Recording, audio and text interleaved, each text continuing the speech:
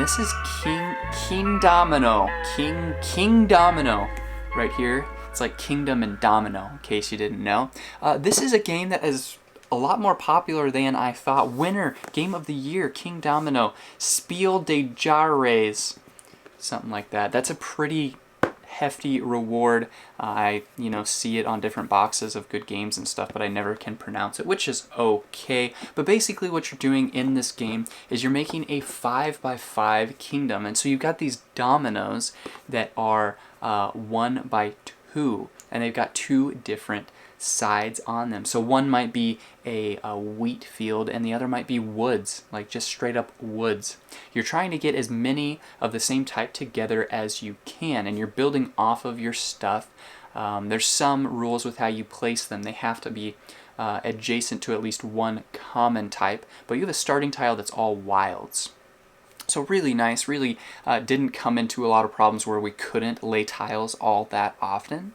It does have some variability with how you play. It's got some different options. For like a 2-player game, you can play a 7x7, which is really kind of cool, and it changes the game quite a bit, but you play with all the tiles. Normal 2-player game, you take some out, but you're trying to get as many of like things together as you can. And so there's a little system where you put your little meeple on one to decide which one you're going to take. You have 4 out, so I'd go ahead and place here, the next person place here, the next person there and there.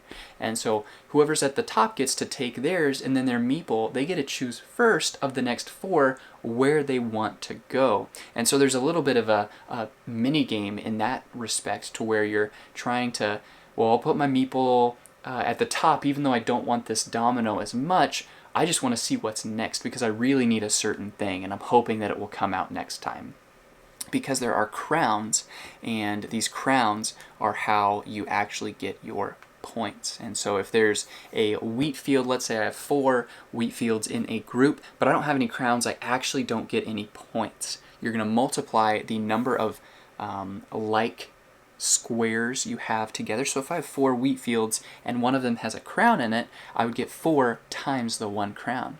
If I've got 4 in a group and then I've got 2 crowns, it would be 4 times 2. So I'd get 8 points and that kind of thing. So really interesting balance. A lot of the time you're just choosing what you want, but sometimes you're looking around, you're like, oh, I'm just going to take this because that person can't get it or else they'll win.